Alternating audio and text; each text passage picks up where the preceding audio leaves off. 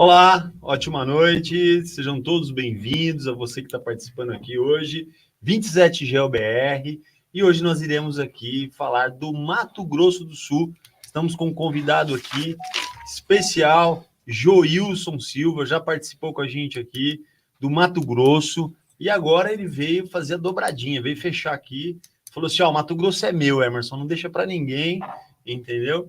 E ele veio trazer aqui um conteúdo bacana para vocês hoje da geologia e hidrogeologia do Mato Grosso do Sul. Você que é perfurador, presta atenção hoje aqui, porque o Joilson tem muito conhecimento em construção de poços, principalmente em fontes de água mineral, ok? Seja bem-vindo, Lourenço, boa noite. Boa noite, boa noite. Boa noite, Joilson, aí que nós vamos apresentar. Então, ele falou que isso é problema administrativo, né? Por quê? Eles separaram o Estado, não é problema dele. Ele falou, não, o Mato Grosso é nosso, a geologia é minha. Nada de separação. Mas é isso aí, seja bem-vindo, Joilson. O Joilson é um geólogo muito experiente, nessa que o Emerson falou, na parte de água mineral, na parte de licenciamento, locação, projeto. Vocês vão ver. Quem não viu a outra vez do Mato Grosso vai ter oportunidade de ver. Ele é geólogo formado na Universidade Federal do Mato Grosso. Então, quer dizer, ele está em casa já, né? Tá em casa. A gente faz mapeamento, faz todo o trabalho que faz, está sentado em cima. Ele tem mestrado em Geoquímica na Federal do Rio Grande do Sul, mestrado em Recursos Hídricos na Federal do Mato Grosso, especialista em lavra a céu aberto e engenharia de minas na Universidade Federal do Pará. Ele é geólogo júnior da ZM Projetos e Meio Ambiente Curitiba, em levantamento de passivos, projeto e implantação de remediação para as áreas contaminadas. Isso a gente tem falado bastante, né? Na preocupação de perfuração, tomar cuidado com essas áreas contaminadas. Ele já está inserido em todo o projeto. Eu vou projetar, ele já vai fazer a pesquisa das áreas contaminadas, onde pode, onde não pode, né? Ele é geólogo da Lógica Consultoria Limitada, geofísica em eletroresistividade, então a locação de poço, contaminação de área, água mineral, mapeamento para fins de pesquisa mineral e ambiental, locação, acompanhamento, perfilagem de poços, irrigação, geotecnia, o que você precisar de geólogo, está aí com o Joilson. Seja bem-vindo, obrigado por ter aceitado aí o nosso convite para fazer a dobradinha. E boa noite e seja bem-vindo. Joilson, está ouvindo a gente? Boa noite e seja bem-vindo. Obrigado a todos, obrigado Emerson, Lourenço. Joilson, está ouvindo a gente? Boa noite e seja bem-vindo. Obrigado a todos, obrigado Emerson, Lourenço. Joilson, está ouvindo a gente? Boa noite e seja bem-vindo. Obrigado a todos, obrigado Emerson, Lourenço. Joilson, está ouvindo a gente? Boa noite e seja bem-vindo. Obrigado. Está ouvindo a gente? Boa noite e seja bem-vindo. Está em looping? Tá aí, Lu. Cortou, acho que o Gustavo arrumou. Pessoal, antes que o Gustavo corrija aqui, deixa eu dar um recado para vocês, muito importante aqui, aproveitar. Não podemos esquecer aqui de quem realmente nos apoia, tá ok? Fenil e Brocas, eles trabalham com brocas especiais de perfuração, ok? Então, ó, segue o contato deles aqui, caso você precise de um alargador, uma broca de tungstênio, tá bom? Contato deles aqui. Também a Sampla trabalha com mangueiras flexíveis, tá ok? Fala com o Thiago lá, o Thiago faz uma condição especial para vocês aí, na parte de instalação de mangueiras, tanto para alta vazão em grandes profundidades, muito mais resistente que tubos de aço, tá ok? E também a EMAR trabalha com tubos especiais aí, gel, tá? Pessoal, não confunda geomecânico era do antigo fabricante, linha gel, tubos redutores, revestimentos, tá? Produtos de alta qualidade, tá? Nos melhores distribuidores, tá bom? Bom, vamos lá com o Joilson, então. Retornou aqui. Qualidade, tá? Nos melhores distribuidores, tá bom? Bom, vamos lá com o Joilson, então. Retornou aqui. Qualidade, tá? Nos melhores distribuidores, tá bom? Bom, vamos lá com o Joilson, então. Retornou aqui. Qualidade, tá? Nos melhores distribuidores. Pessoal, só um minutinho, tá? A gente está com um retorno aqui. Vamos ver o que está acontecendo. O Gustavo está dando uma geral aqui. Você não está com dois microfones abertos, não, Joilson? Aí um escuta o outro, ele entra em looping? É. Com dois microfones abertos, não, Joilson? Aí um escuta o outro, ele entra em looping? Não é não. Agora parou. Parou? Aí um escuta agora? O outro, ele entra em looping? Não é não.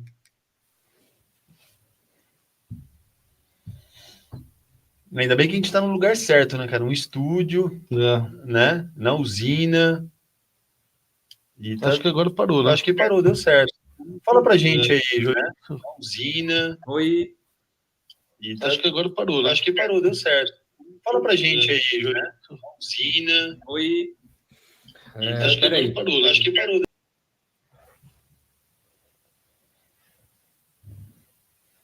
Pessoal, a gente só vai checar aqui o som aqui, tem alguma coisa errada aqui.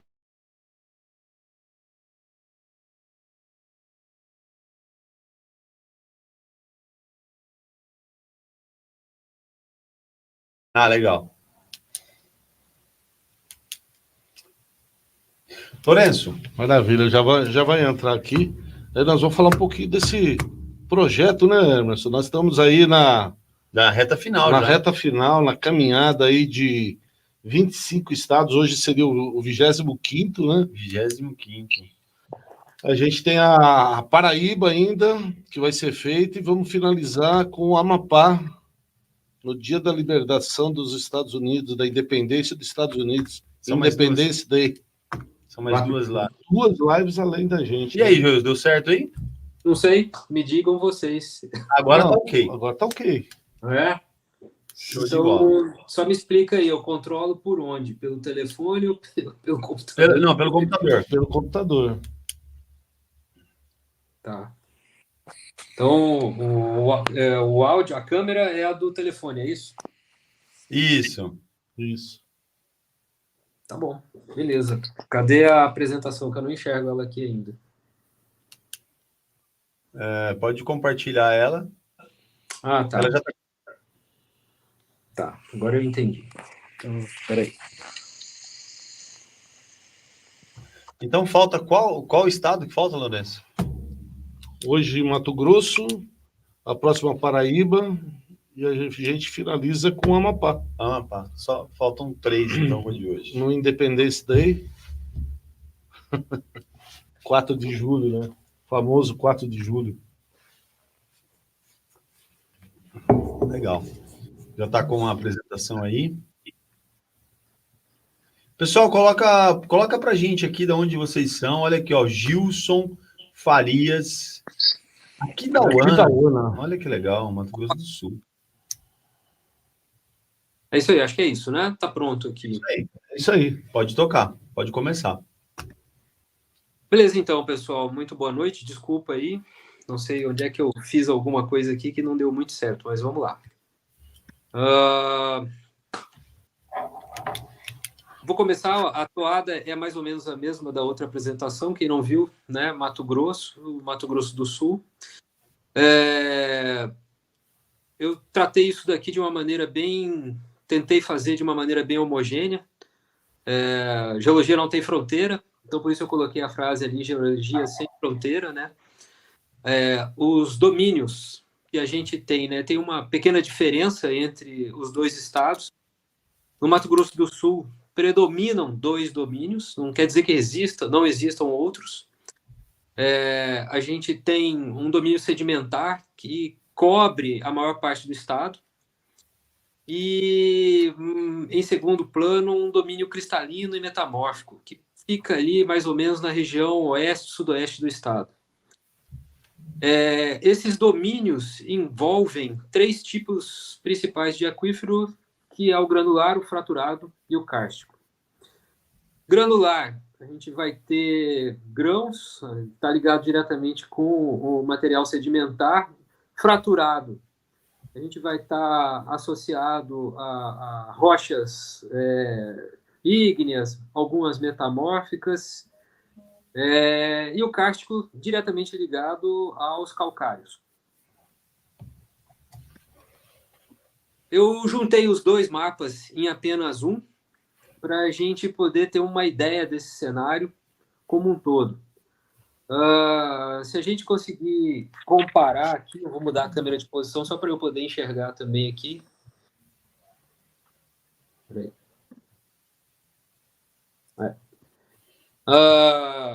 Os terrenos mais antigos são aqueles que o geólogo chama de arqueano. Na sequência, o Fanerozoico, depois o Proterozoico. Na verdade, está invertido aí. É arqueano, Proterozoico, depois o Fanerozoico. Os terrenos arqueanos são, então, os terrenos mais antigos. O Proterozoico seriam os de idade mediana nessa relação entre os dois estados, e os terrenos fanerozoicos são os mais recentes. Se a gente conseguir esquecer essa temática de idade aí e olhar para os mapas apenas com as diferenças de cores que a gente está enxergando aí, a gente vai conseguir facilmente entender o que são os terrenos mais antigos, que são os proterozoicos. Os arqueanos, no mapa do Mato Grosso do Sul, nem aparecem, por causa da escala, e o Fanerozoico estaria diretamente ligado aos terrenos sedimentares, ou mais novos, mais jovens. E tudo isso tem uma motivação, pessoal. Quando a gente pega esse detalhe e esmiuça um pouquinho mais, a gente vai ver que nós temos aí umas manchas bem ligadas e conseguindo discernir o que seria a Bacia do Paraná, a Bacia do Pantanal e esse verde bem cheguei que eu coloquei aí, que seria o nosso Grupo Cuiabá, tanto no Mato Grosso do Sul como no Mato Grosso. Ao lado dele estão as rochas do Meso e do Paleoproterozoico, que são as mais antigas. Então, se a gente se fixar ao mapa do Mato Grosso do Sul, o que a gente vai ter essencialmente? Grande parte do estado todinha formada por sedimentos. Não quer dizer que por baixo desses sedimentos não ocorram outras rochas, não é isso que eu estou dizendo. Vão ocorrer outras situações, mas é o cenário principal do estado. Isso aqui deixa, para quem está planejando uma nova perfuração, uma ferramenta muito importante de planejamento. Então, a pessoa consegue, o perfurador consegue, olhando para um mapa bem simples como esse, sem muito detalhe, nele não tem nem as cidades, mas a gente consegue saber mais ou menos onde a gente se encontra, discernir o que é a bacia do Paraná, esse azul, os tons de azul, os sedimentos mais recentes nesse tom meio róseo que está aí, o que envolve sedimentos do Rio Paraná, no extremo sul do estado, ali no sudeste, e para oeste, ali na região de Corumbá e para o Pantanal, os sedimentos recentes da bacia do Pantanal. O verde é o Grupo Cuiabá, envolvendo aí os metasedimentos e os sedimentos carbonosos que a gente tem ali. E mais para oeste, já indo em direção ali à fronteira Brasil, Bolívia com Paraguai, a gente teria já ali os sedimentos, metasedimentos, e ocorrendo já as rochas que são mais antigas, mais relativas ao arqueano, mais antigas ao proterozoico. E bem dirigidas e ligadas a perfurações voltadas para posições com fraturas. Macrogeologia do estado do Mato Grosso do Sul. Eu quis colocar esse desenho, ele não pega só o Mato Grosso do Sul, ele pega, na verdade, uma boa parte do continente sul-americano. Por quê? Porque, como vocês viram no slide anterior, Mato Grosso do Sul ali ele está diretamente relacionado com um pacote sedimentar e grande parte diretamente relacionado à Bacia do Paraná. E esse desenho, ele vem da Petrobras, tá? Essa cartografia é da Petrobras. Esse traço vermelho que tem aí ele aparece no próximo slide na forma de um perfil. Se a gente conseguir, eu não sei se vocês enxergam aí, mas para mim está bem tranquilo aqui. Vocês vão ver aí que o extremo noroeste, ao canto esquerdo do desenho, ele mostra as posições próximas ali da região de Campo Grande, começando a descer. Eu vi que tem uma pessoa aqui da UANA, né, ali naquelas posições. E o que a gente tem essencialmente acontecendo aí é o Serra Geral. Serra Geral, na verdade, são derrames basálticos com intercalações de arenito intertrap, como a gente, geólogo, gosta de chamar. Então, esse perfil aqui, ele representa exatamente essa linha. E do cunho de projeção ou de planejamento para uma nova perfuração, ele é interessante, só que aqui a gente tem posições muito profundas para esse perfil. O estado do Mato Grosso estaria na posição, Mato Grosso do Sul estaria na posição noroeste desse perfil, ou seja, com posições mais delgadas de Serra Geral e profundidades adequadas para essa posição. A gente está chegando aqui a mais de 3.000 metros de profundidade. Quais são as formações, né, os meios aquíferos mais conhecidos do estado, mais perfurados no estado, né? No Mato Grosso do Sul, Grupo São Bento, formação Serra Geral. Então, como eu já disse anteriormente, são de derrames basálticos com intercalações de arenito. Simples assim. Espessura, né, na região, 200 metros ali na região de Maracaju, ao redor de 400 metros ali em Dourados, entre 100 e 350 metros em Campo Grande, na capital, entre 400 e 500 metros na região de Ponta Porã e menos de 50 metros na região de Amambai. As vazões, média geral entre todos os poços ali, isso aqui são dados da ANA, da Sanesul, todos misturados. Uma média geral aí de 21,88 metros cúbicos por hora. Só que a gente tem uma vazão máxima apontada em um poço da Sanesul de 144 metros cúbicos hora, ou seja, uma vazão muito boa para essa formação. Nível dinâmico, médio, 47 metros. Tá? Mais uma vez, dados gerais. Nível dinâmico máximo, ou seja, rebaixou bastante, 144 metros na formação Serra Geral. Tá? Ela merece um detalhamento. Esse detalhamento eu também julguei bastante importante para quem projeta um poço para essa situação, no Serra Geral. Tá? Eu vou alternar só minha tela aqui, porque eu não consigo enxergar. Tá muito pequenininho para mim aqui, peraí.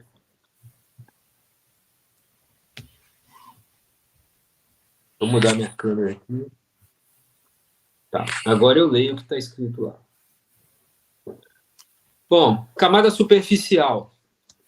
Isso aqui, gente, vem de um trabalho Sanesul, tá? É muito importante e muito legal para o planejamento de novos poços, tá? Eles dividiram Serra Geral em 2 sistemas aquíferos e cada um tem sua peculiaridade. Para quem está perfurando, a observação desse perfil aqui no Serra Geral é guia, tá? Então, o que teria? Na parte superior, bem argiloso, entendeu? Com diferenciação granulométrica da base para o topo. Né? Então, assim, ele está ficando mais argiloso em cima e está ficando mais grosseiro embaixo. Essas setas que aparecem no perfil indicam a direção preferencial de circulação da água.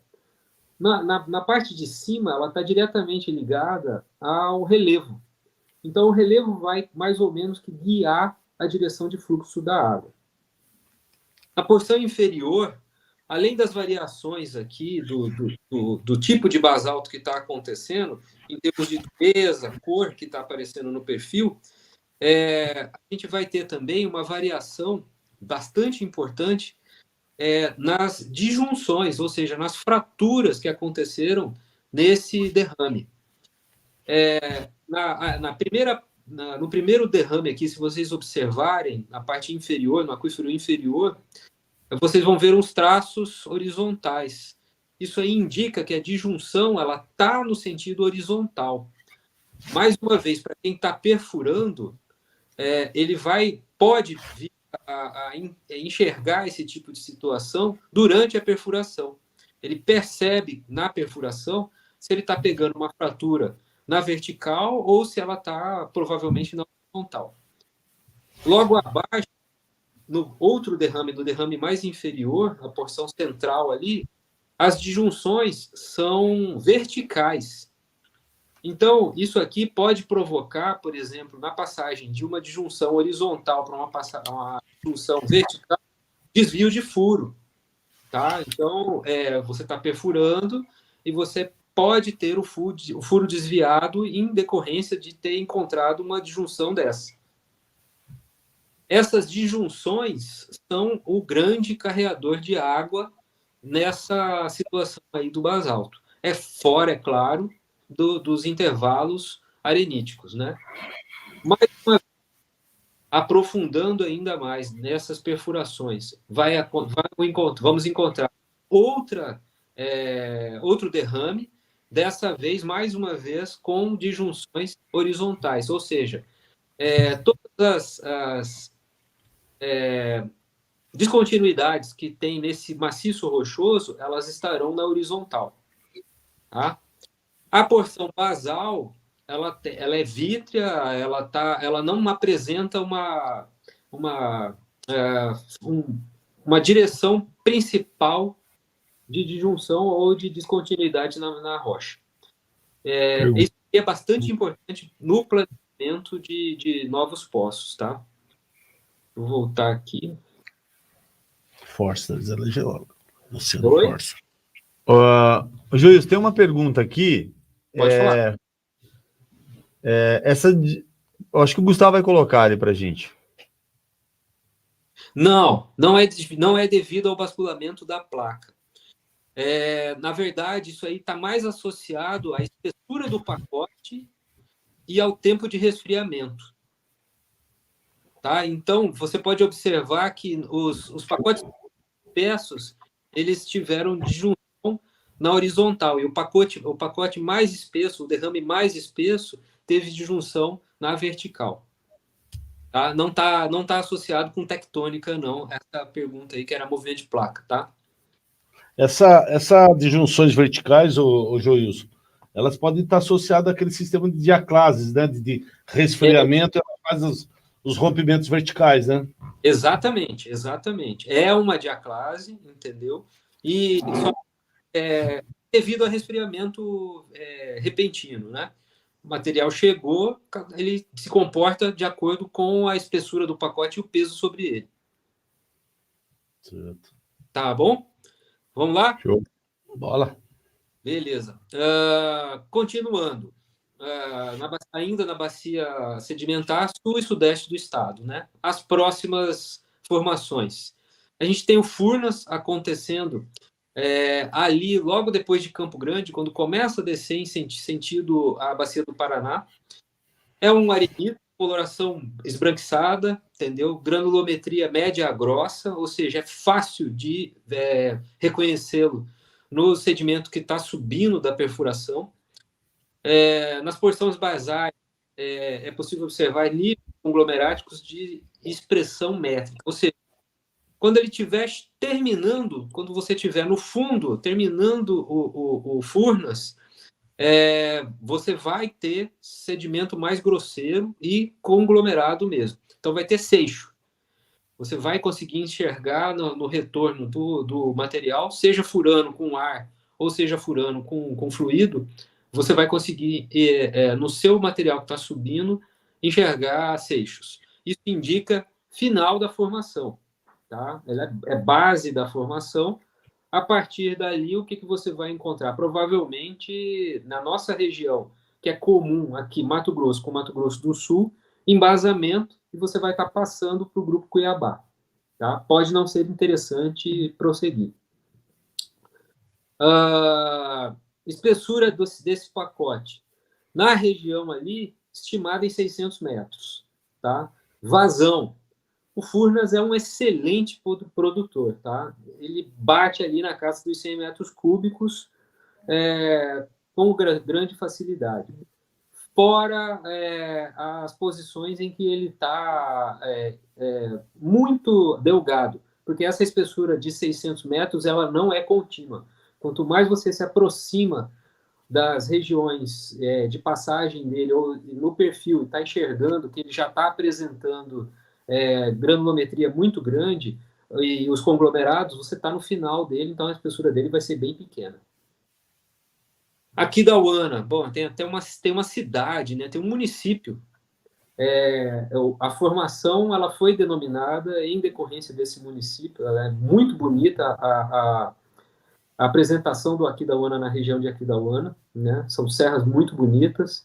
Então, o Aquidauana ele é representado por um arenito de variedade muito grande, ele é retrabalhamento de outros arenitos dentro da própria bacia. Então, ele tem uma variedade de granulometria muito grande e pode estar sempre intercalado com siltitos e folheiros. Assim, de maneira geral, ele não é considerado um excelente produtor. Tem umas espessuras aí pré-determinadas na região bibliográficas de 200 metros, né, com vazões variando aí entre 10 e 50 metros cúbicos hora.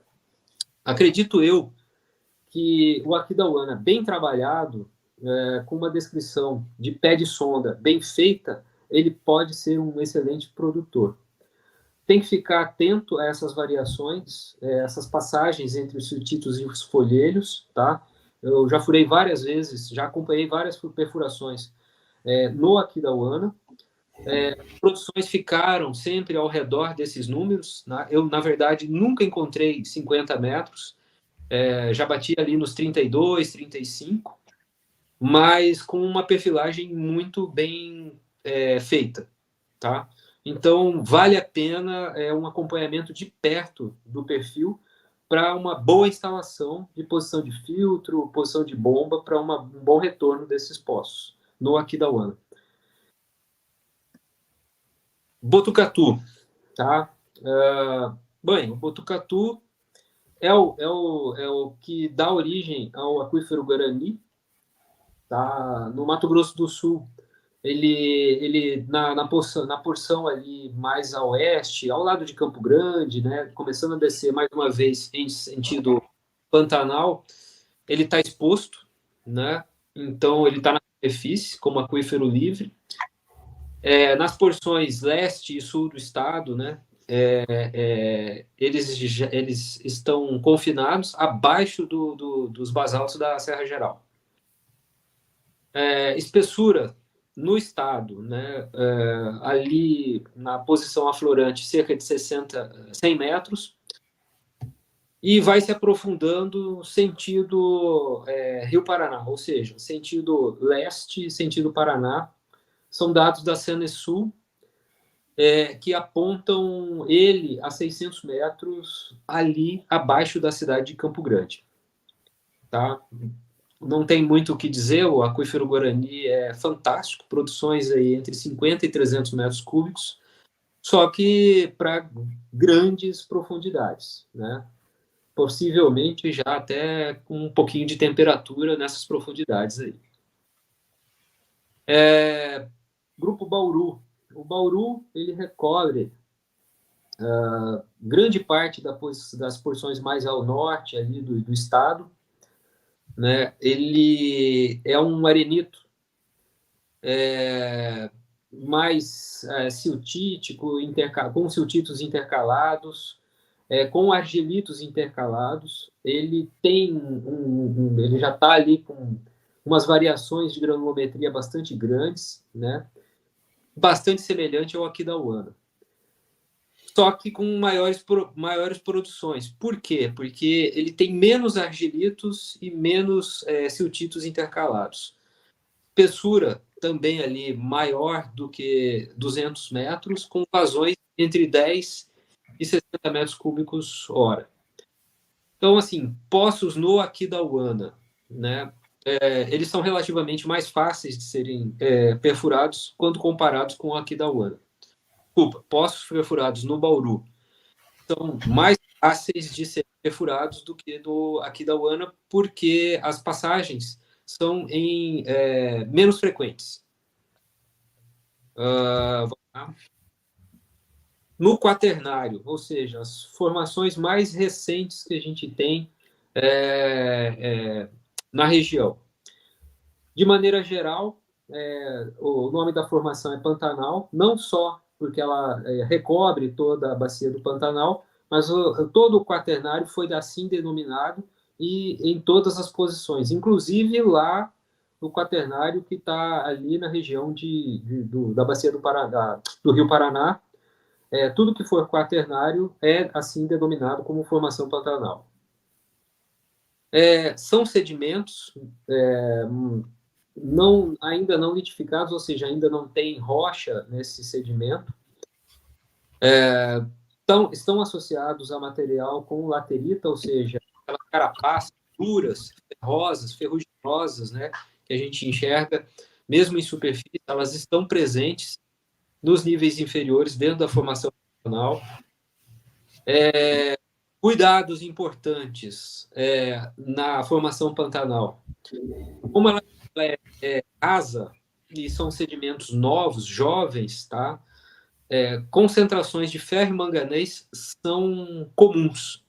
Ou seja, esses poços, quando perfurados, e vamos imaginar, estamos perfurando formação Pantanal, você passa um nível mais argiloso, abaixo dele, um nível arenoso, com uma produção fantástica de água. Muito boa para aquela fazenda, para aquele local. O que você acabou de fazer? Você colocou em contato com o ar uma porção do sistema aquífero que não estava em contato com o ar, principalmente furando com martelo. Você tem um material que não estava oxidado e que agora está propenso à oxidação, ferro e manganês. O que vai acontecer? A água provavelmente vai começar a apresentar cor e teores muito elevados e sabor de ferro e manganês, além de microbiologia. Tá? Então, essas posições de quaternário, elas têm essa peculiaridade e devem ser tratadas com muito cuidado.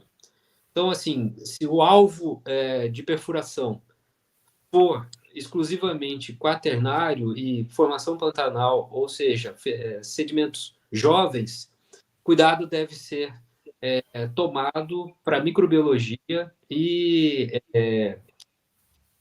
a presença de ferro e manganês no poço, não só na hora da perfuração, mas sim durante a vida dele, durante a produção. Tá?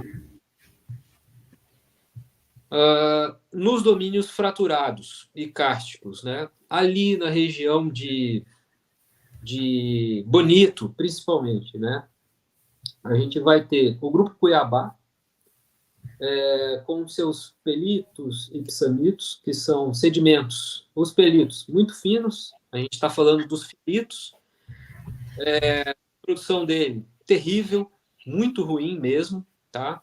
Normalmente ligada a fraturas, ou seja, se vocês forem furar e em cima enxergarem aqueles filitos, aquelas coisas parecendo ardósias, eles são normalmente filitos ardosianos. A produção, se você permanecer dentro dessa faciologia, dentro desse tipo rochoso, corre o risco de ser muito ruim. Tá? Então, assim, são poços que, normalmente, a locação depende de você pegar uma estrutura, começar o furo no Grupo Cuiabá, mas tentar achar alguma coisa por baixo dele que não seja o próprio Grupo Cuiabá contínuo. Como ele está todo dobrado, e aí sim com tectônica, quem perguntou da outra vez, né? Ele vai estar bastante basculado, bastante dobrado. você corre o risco de começar e terminar o furo dentro dele o tempo todo. Tá? Então, a boa locação para essas posições aí, onde ocorre o Grupo Cuiabá, ela é imprescindível para o sucesso da perfuração. Tá? Então, assim, a espessura do Grupo Cuiabá, ela não é documentada, nunca ninguém furou até o final dele. E as produções são essas aí, de 0 até 30, sem garantia de perenidade, ou seja, você pode furar um poço e começar a produzir 30 metros cúbicos e daí alguns dias, alguns meses, simplesmente não ter abastecimento e não conseguir manter. Tá? Então, cuidado tem que ser dado a esse tipo de perfuração aí.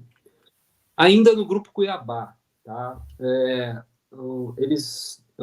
A bibliografia, né, a literatura, subdividiu o Grupo Cuiabá em uma subunidade carbonática na região.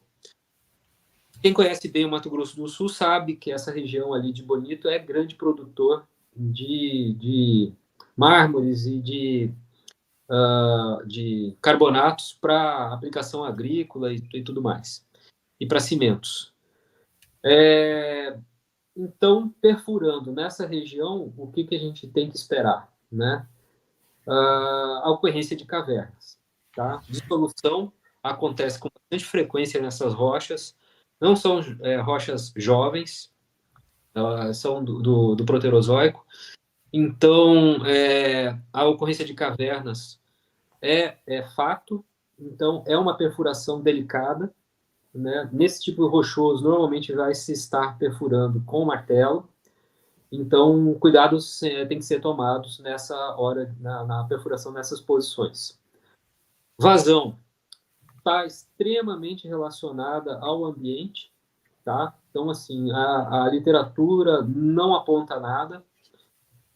A minha experiência, eu fiz algumas locações geofísicas para Sanesul na região de Bonito, ali nos arredores da cidade, e a gente teve sucesso. Eu sei que o poço foi perfurado, mas confesso não sei dizer se ele continua com a mesma vazão desde o início da produção. Espero que sim. Tentei apurar essa informação para essa apresentação, mas infelizmente não foi possível. Mas o uso de geofísica nessa locação foi imprescindível para o sucesso daquele poço naquele instante. Tá? Principalmente para tentar apontar a ocorrência de cavernas ou de vazios nas posições inferiores, o que é muito ruim para a perfuração. Isso aqui são dados do CIAGAS. Para quem não conhece, CIAGAS é o Sistema de Informações de Águas Subterrâneas. Tá? Esses dados são do Serviço Geológico do Brasil, a CPRM. Essa é uma base de dados que, infelizmente, não continua sendo atualizada, mas é ainda, por nós geólogos, extremamente utilizada, porque ela ainda é uma base muito boa quando a gente quer, principalmente, enxergar isso que a gente está vendo no mapa do estado do Mato Grosso do Sul, que é os enxames ou as ocorrências dos poços. Se a gente observar aí, numa linha norte-sul, envolvendo a região ali de Amambai, Campo Grande, Dourados, vocês vão de convir comigo que a gente está exatamente sobre o Serra Geral. Tá? Então, assim, a grande produção, o espalhamento principal dos poços na região no estado de Mato Grosso do Sul está diretamente associado a esse eixo aí norte-sul. Né? Existem muitos poços na região leste do estado, mas na região do Pantanal, por exemplo, do município de Corumbá, basicamente ligados ao eixo da rodovia que liga Campo Grande até Corumbá e imediações. Então, as perfurações principais, os principais enxames e as principais ocorrências de poços estão todas relacionadas às bacias sedimentares e ao Serra Geral. Na região ali onde tem ali de Caracol, Bonito, de Bela Vista, onde ocorre os outros litotipos, as outras rochas, né, que são mais complicadas, o próprio Grupo Cuiabá, vocês podem observar que tem uma ocorrência menor de perfurações. Bom, o que eu posso dizer para vocês em termos de dificuldades técnicas e geológicas para perfuração no estado do Mato Grosso do Sul? Dificuldades técnicas, né? Normalmente associadas à má aplicação de técnicas de perfuração. Primeiro, assim, o que eu, como geólogo, posso dizer para vocês, perfuradores, que estão vendendo o produto poço para quem quer que seja? Planejem antes de sair com o seu equipamento, entendeu? Planejem e tentem entender qual é o cenário da região que vocês vão perfurar, para vocês terem a ferramenta adequada, para vocês saberem a profundidade que vocês pretendem atingir e a produção que vocês podem galgar naquela perfuração. A dificuldade geológica, ela está diretamente relacionada à má interpretação do cenário ou o total desconhecimento dele. O que eu espero ter suplantado com essa breve apresentação, para pelo menos instigar a curiosidade de vocês, perfuradores, de questionar ou a um geólogo, ou pelo menos chegar nesse mapa dessa apresentação aqui, tentar entender onde é que você se encontra. Essa breve interpretação do cenário geológico permite que vocês evitem grandes problemas de perfuração. Legalização de obras hídricas no estado. Como é que está funcionando no estado do Mato Grosso do Sul? Dois cenários, tá? Para obras hidráulicas, ou seja, para poços pré-existentes, tá? Então, a pessoa vai lá, o procedimento é basicamente autodeclaratório. O Estado opera com esse sistema totalmente informatizado, ou seja, você consegue fazer em qualquer estado do Brasil ou de fora. Tudo via internet, não tem mais documentação física. Você é autodeclaratório se você não tiver, se o pessoal não tiver, se a pessoa tem o poço, mas não tem um técnico, ele consegue fazer de forma autodeclaratória, mas para obras e no porte. Para novos poços, como é que funciona? Eles têm uma outorga preventiva. É como se você fizesse uma reserva de capacidade produtiva para aquele ponto. Nesse caso, é necessário a apresentação de um pré-projeto, tá? Então, você tem que dizer o que você pretende naquela outorga preventiva, galga uma licença, e essa licença te permite perfurar. Depois disso, é o procedimento normal. Você solicita o direito de outorga já com os dados de produção do poço perfurado. Então, o procedimento bastante lógico, extremamente simples, entendeu? Gostei muito desse sistema e ele tem um fluxo de aplicação bastante simplificado, só que para novas obras dependem de um técnico, tá? Então, tem que ter um geólogo envolvido, porque ele é responsável pelo projeto do poço que está sendo proposto. Ótimo. É isso, pessoal. Joilson, o órgão ambiental, a forma como você inclui a licença, é o mesmo sistema do Mato Grosso ou são... É diferente. É diferente, né? Diferente. É bastante distinto. No Mato Grosso as coisas funcionam um pouquinho diferente. Aqui a informatização ela está em transição, ainda não aconteceu. Tá? Bem no princípio ainda existem alguns desafios de ordem técnica para que isso ocorra de fato. Já existe o pontapé inicial, as coisas estão começando, mas são diferentes. O Mato Grosso do Sul está bastante na frente nessa hora. Tá. Gilson, queria perguntar para você, naquela planta que você colocou, sobre os derrames. O perfil, Isso. quer voltar nela? Que assim, faz favor. Como é que eu faço aqui? Aí. Vamos lá. Esse aqui, né? Isso. Esses pacotes aqui, porque eles estão bem diferenciados, né? Sim. Entre os pacotes e as zonas alvos. Eles conseguiram fazer uma diferenciação, porque assim, eu acho que foi em Santa Catarina que ele estava falando, que eles conseguem até, é como se fosse quase, entre aspas, é lógico, pacotes sedimentares, porque eles têm até lateralidade em espessuras e até em capacidades, né? Uhum. Vocês conseguem fazer essas correlações também em função dessas espessuras? E quais seriam essas espessuras médias que vocês teriam, tanto dessas que têm o fraturamento horizontal quanto os verticais? Então, essas espessuras, elas não estão, assim, Mapeado. não estão pontualmente mapeadas, tá? O que é importante observar desse perfil do ponto de vista de quem está no pé da sonda acompanhando a amostra que está subindo, tá? Sim.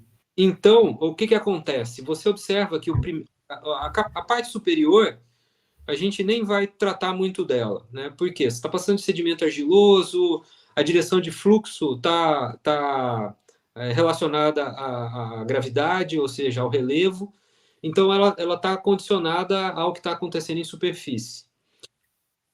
O primeiro derrame diferenciado, né, ele praticamente não apresenta diaclasamento.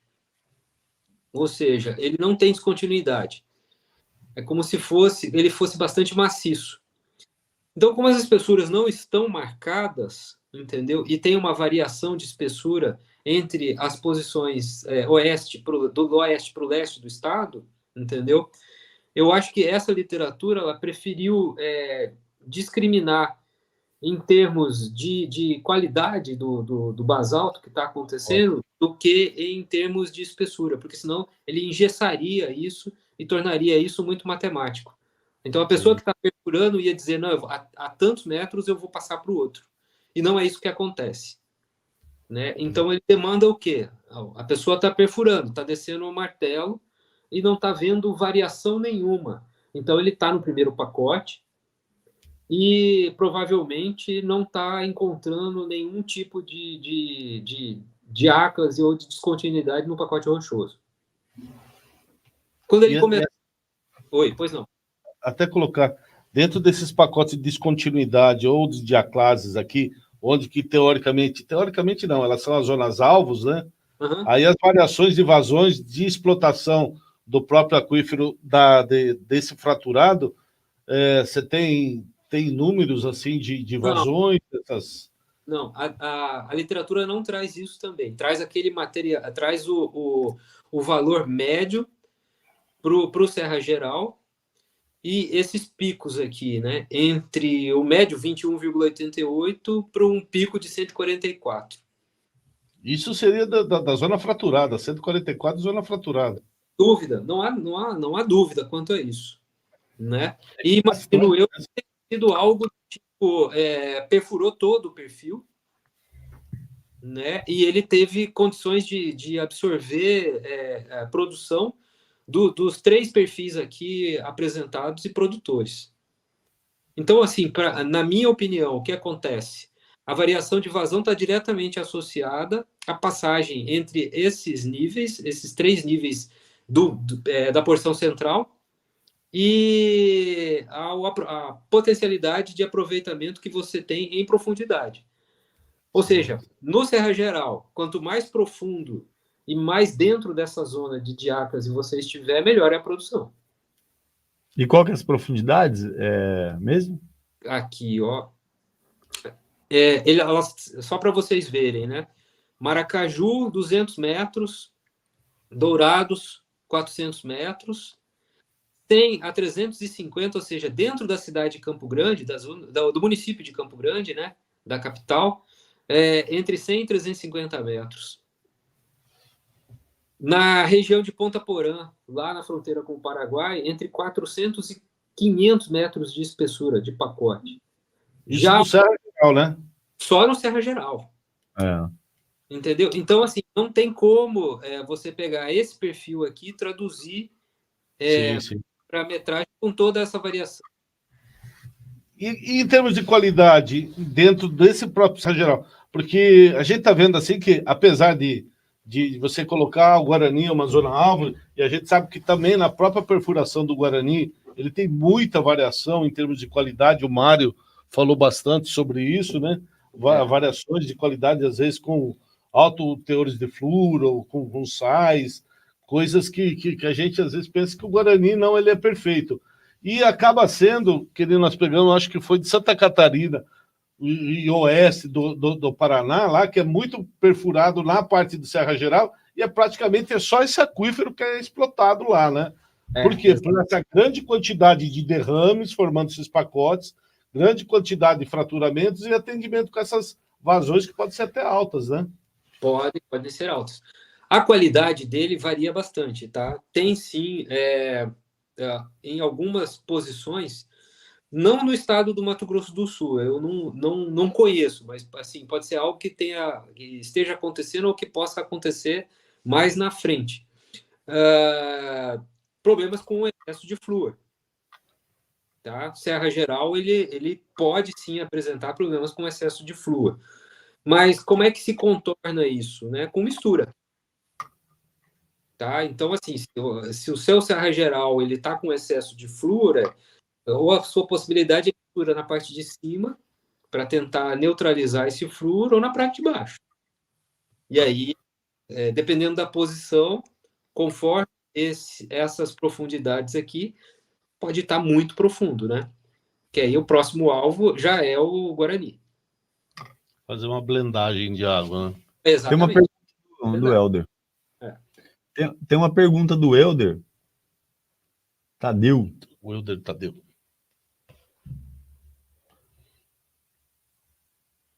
Do autodeclaratório.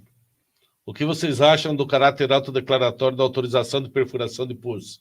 Só funciona para obras hidráulicas pré-existentes. Só funciona para poço antigo. Então, é assim, é para aquela pessoa que ela...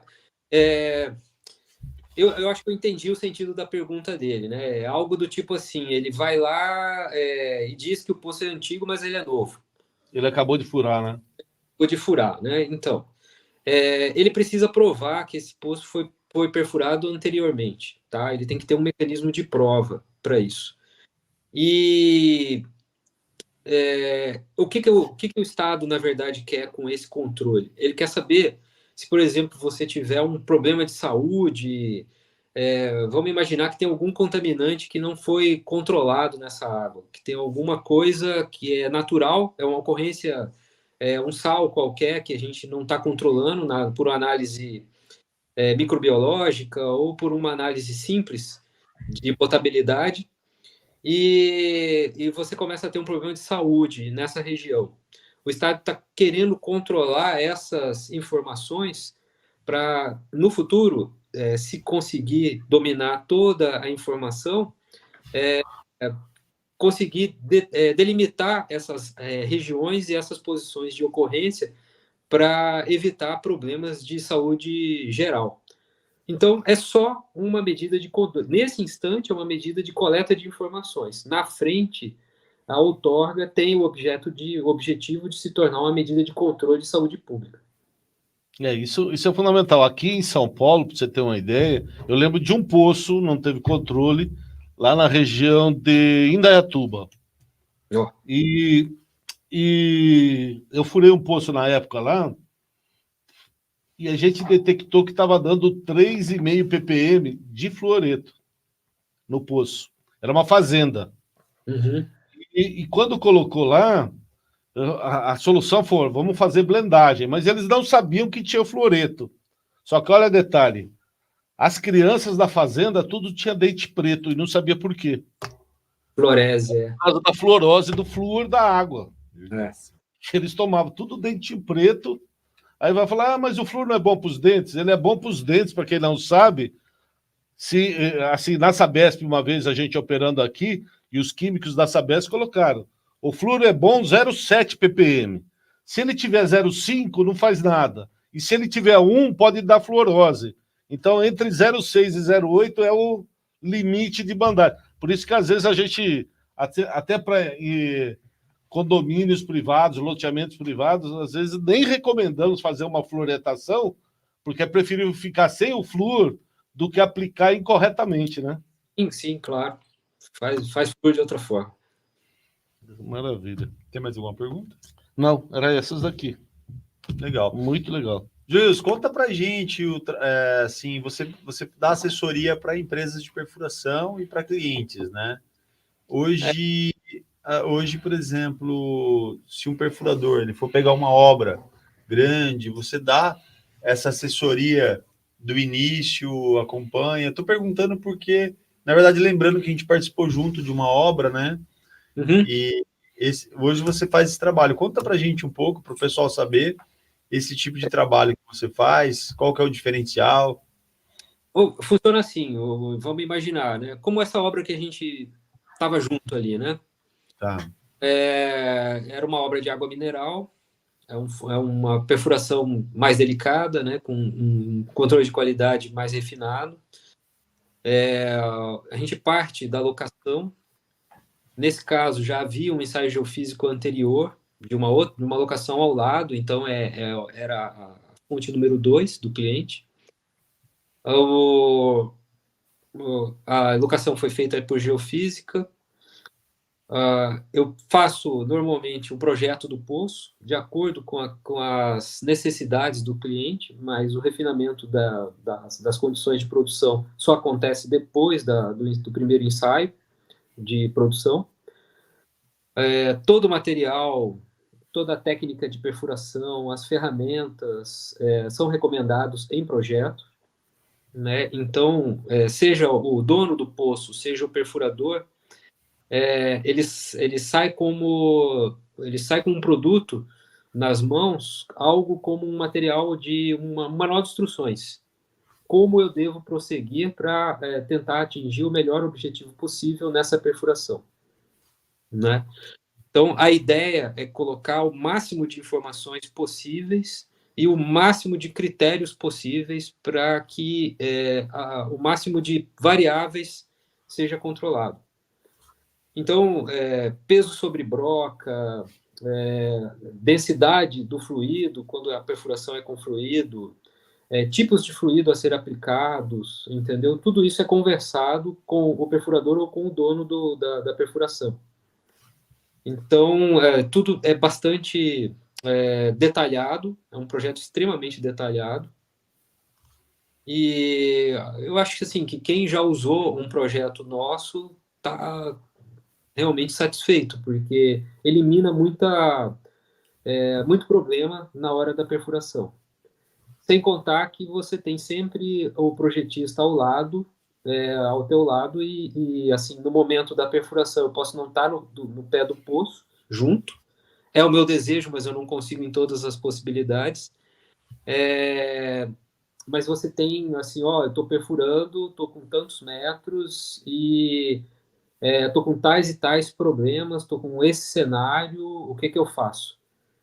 Né? Então, esse tipo de suporte técnico ao longo da perfuração, a gente também tenta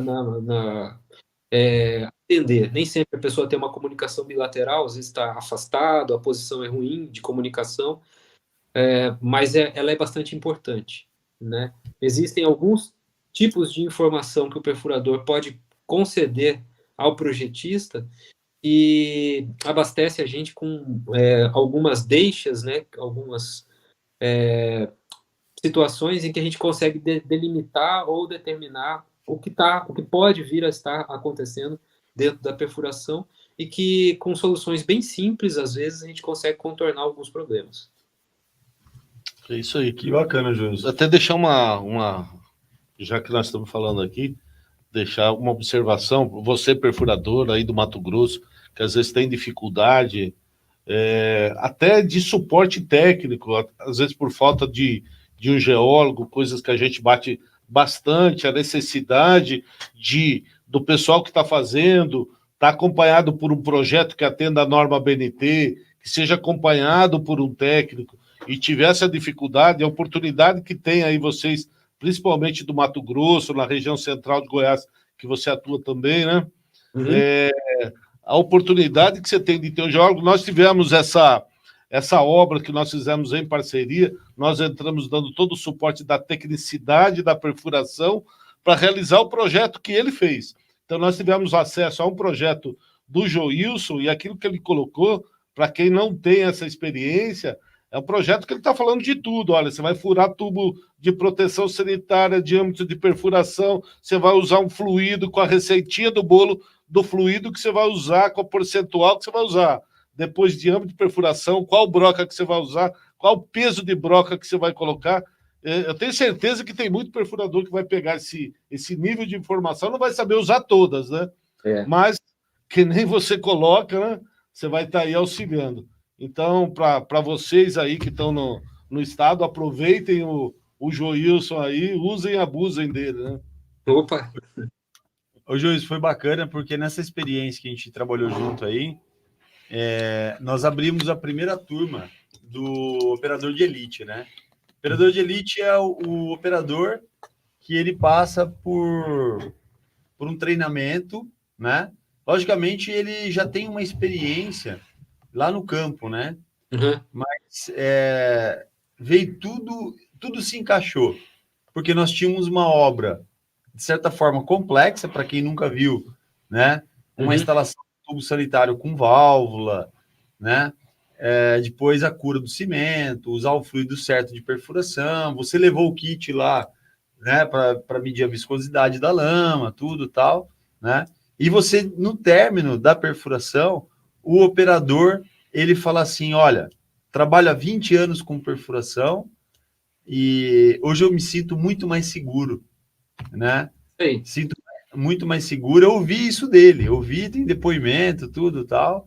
Isso quer dizer que o nosso trabalho, esse conjunto, né? Você, geólogo, esse é o objetivo do projeto que a gente já está terminando aqui já, né? Que é passar a geologia do estado, mas usar a técnica, né? Aliada ao conhecimento geológico. E no final, quem que ganha? O cliente vai ganhar com isso e também o perfurador por ter mais segurança em saber o que está fazendo, né? Ele ganha também, Emerson, eliminando erros, entendeu? Porque ele vai deixar, ele vai diminuir o custo de operação dele nessa hora, né? Então, assim, muita gente, por exemplo, eu vou citar uma situação bem boba. O pessoal não gosta muito de usar o CMC. Não, por quê? Não dura, ele não perdura. Quando você fabrica o fluido e ele não dura a perfuração inteira. Mas o pessoal esquece que para você aplicar o CMC, o fabricante ele indica lá no manualzinho lá de vendeu junto o produto, tem lá uma rotina de aplicação dele. Onde é que está o segredo do CMC? Controlar o pH. Entendeu? Então faça o controle do pH, use uma água de preferência de boa qualidade. Se tiver um poço ao lado, tenta usar a água do próprio aquífero para fazer o seu fluido do próximo poço. Isso evita muito problema no consumo de produto e de CMC. CMC, nessa obra aí, o fluido ficou tão bom, entendeu, que o dono da empresa, no final, queria tentar levar ele embora para furar em outro lugar, porque ele estava lá inteirinho ainda. Né? A gente fez a perfuração, não teve problema, não teve ocorrência nenhuma, né? Diga-se de passagem, era o Aquidauana com as passagens dele, e ficou muito bom, muito tranquilo, a gente não teve problema nenhum, a espessura de reboco foi perfeita, a produção do poço ficou muito boa, né?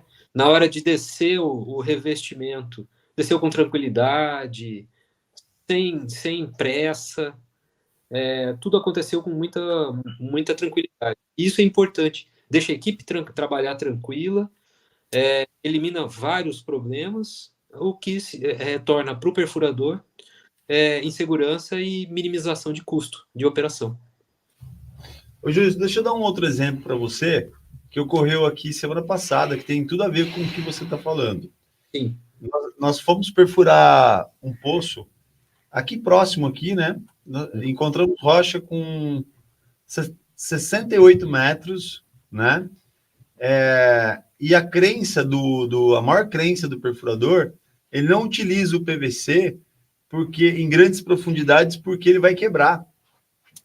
Na hora que ele entrar com o compressor dentro do PVC, tá? Ah, entendi. Nós perfuramos o poço, depois que nós encontramos rocha, de 68 a 80 metros, tá? E depois nós descemos o revestimento foi lá, cravou, bateu no lugar exato, PVC, cimentamos o poço, colocamos um aditivo, no outro dia a gente deu sequência na perfuração. Sei. Entendeu?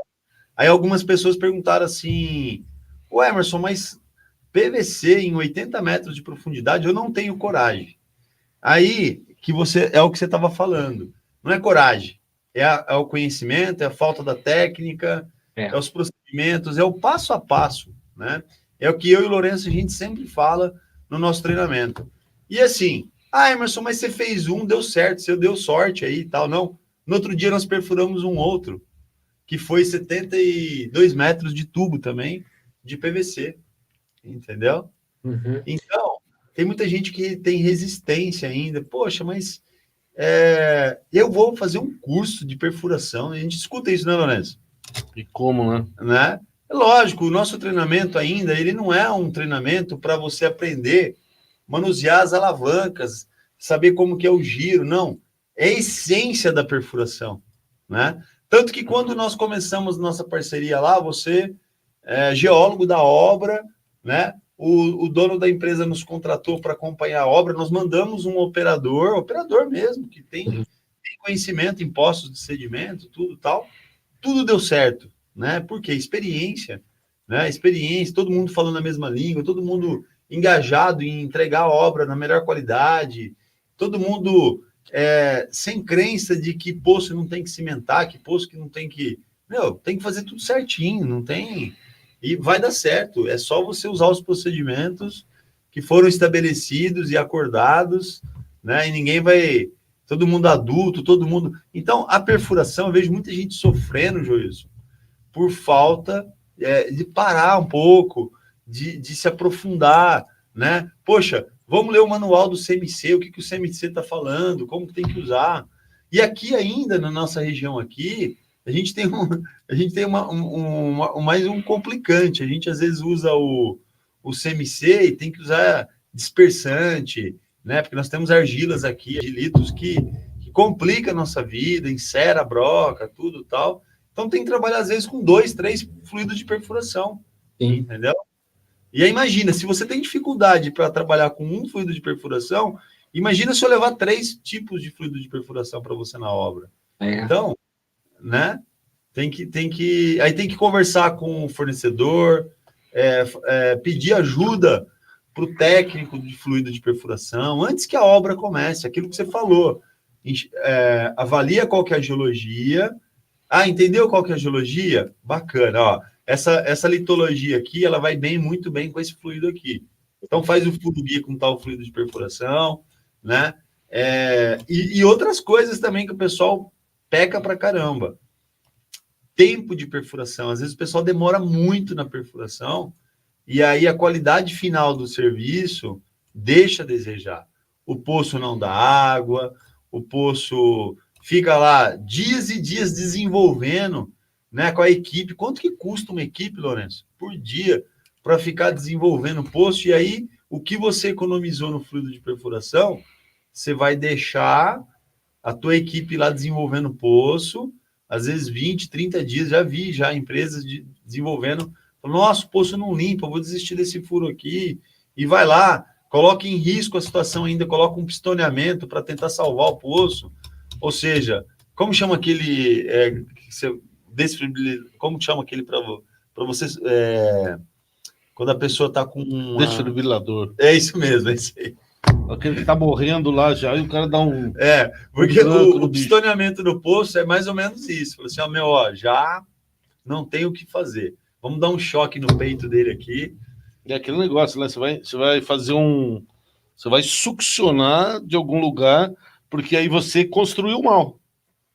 Com fluido inadequado, com reboco inadequado, com pré-filtro inadequado, todos os elementos, né? Se você não tiver o ferramental adequado para fazer uma obra, que nem essa que você falou, que ela fica redonda, aí você não acontece isso. Você tem o fluido de perfuração, você limpa o poço melhor, você tem a broca adequada, você corta melhor, você tem o equipamento adequado, você dá o peso adequado para ele realizar a obra melhor, você tem a bomba adequada para fazer a limpeza melhor, você tem a montagem do seu canteiro para ele poder limpar melhor. Quer dizer, é uma sequência de dados. A gente sempre fala isso daqui, batemos muito lá. Às vezes o Emerson coloca para os perfuradores, para o operador, e eu falo para eles que um poço, vazão de um poço é uma equação matemática. Às vezes fala, pô, mas o que é isso da equação matemática? Eu falo, é geologia. Se não tiver geologia, eu posso fazer o melhor poço do mundo. Não vai adiantar que eu não vou ter água. Então eu preciso ter geologia. Depois, eu preciso ter um bom projeto.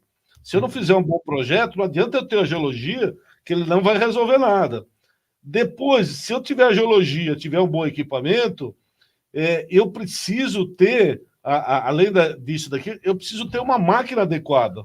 Então, qual é a minha máquina que ela está fazendo? Ela está fazendo um trabalho adequado para perfurar? Eu tenho a geologia, tenho um bom projeto e vou furar com uma percussora. Eu mato meu poço numa região sedimentar. Então, eu tenho que ter o equipamento adequado. E se eu juntar o equipamento adequado, eu vou colocar uma rotativa. Se você não tiver o operador adequado sabendo o que está fazendo, ele também mata o poço. E se ele não tiver as ferramentas adequadas, ele também mata o poço. Então, se você tiver geologia, se tiver projeto, se tiver equipamento, se tiver perfurador, e você vai ter os acessórios, se juntar tudo isso, o resultado é vazão. Às vezes fica assim, nossa, né? É vazão. A vazão, ele depende de todos esses elementos. Às vezes parece que assim, é muita coisa, e não é. É uma coisa natural, né? E aí você vê o tanto de poço que dá problema, porque falha algumas coisas no meio desse processo, né? Exatamente, é isso aí mesmo.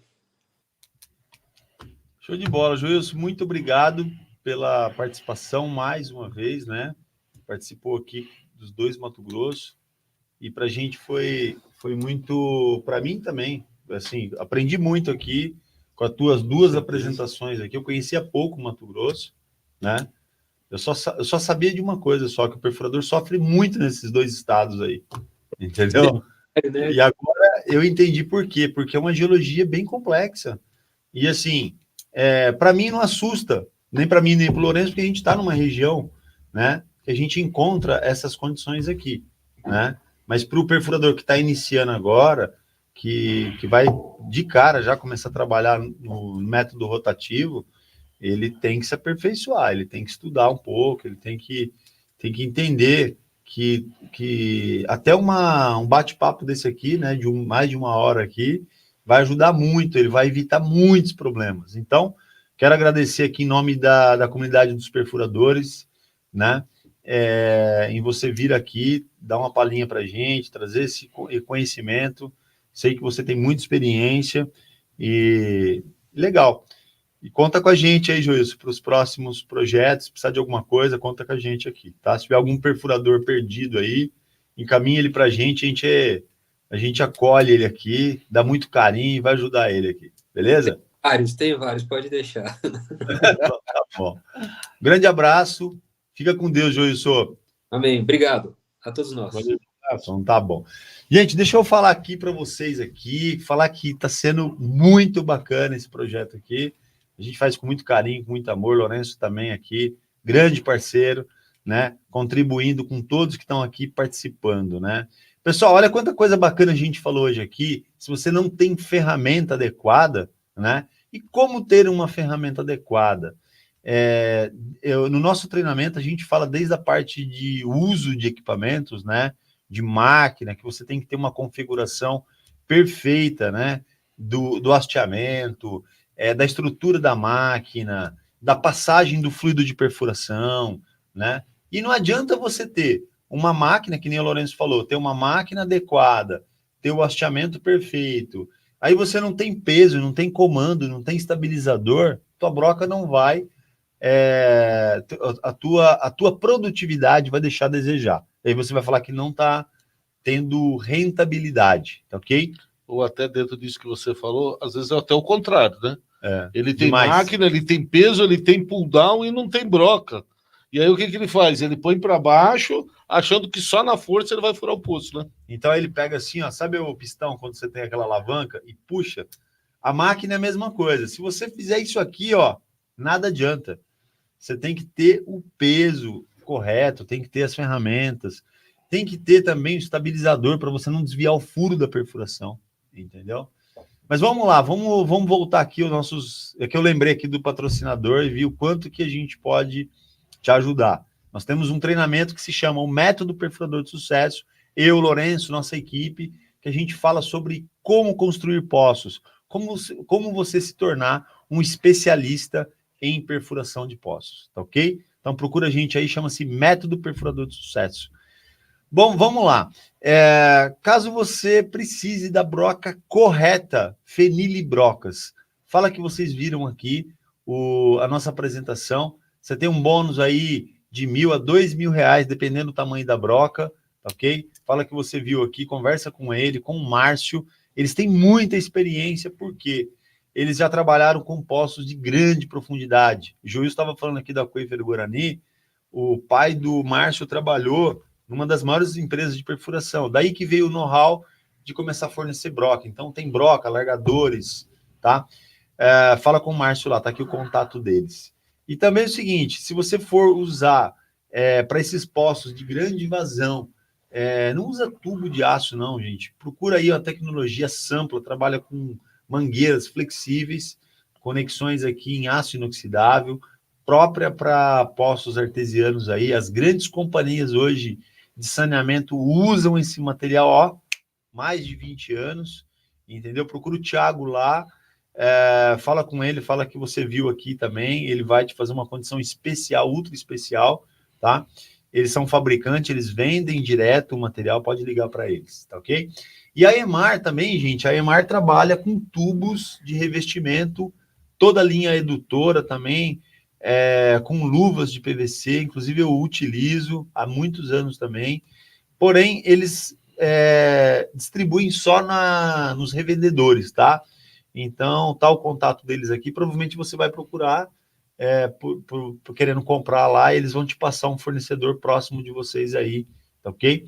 Então é isso aí, gente, um grande abraço, quero agradecer imensamente aqui a todos que participaram, todos que vieram aqui prestigiar, trouxeram perguntas, dúvidas, isso ajuda muita gente aqui, ok? E se você ainda não conhece o nosso canal aqui do Perfurador de Sucesso, tá? Se inscreve aí, compartilha com seus amigos aí, ajuda quem está precisando entender um pouco mais de geologia, tá?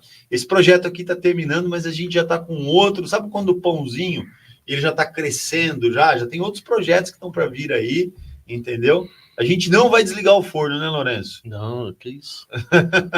É isso aí, gente. A gente vai... É que nem aquele pão de fermentação natural, né? Você tem que deixar ele fermentando sozinho. Não aí. adianta colocar aditivo. É isso aí. Então tá bom, gente. Um grande abraço, fiquem com Deus e até semana que vem.